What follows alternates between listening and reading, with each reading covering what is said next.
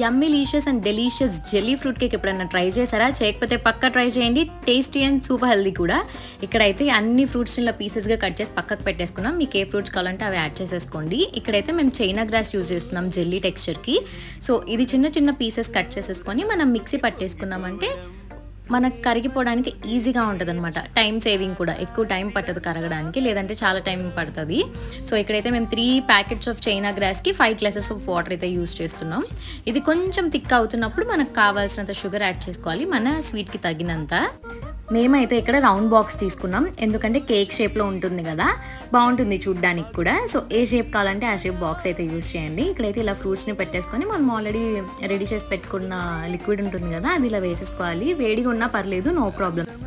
ఈ బాక్స్ని అయితే ఫ్రిడ్జ్లో పెట్టేసి ఒక 2 to 3 hours అలానే ఉంచేసేయండి. సో దట్ ఇలా మనకి కేక్ షేప్లో మంచిగా వచ్చేస్తుంది. ఇలా కట్ చేసేసుకొని తినడమే చాలా బాగుంటుంది టేస్ట్.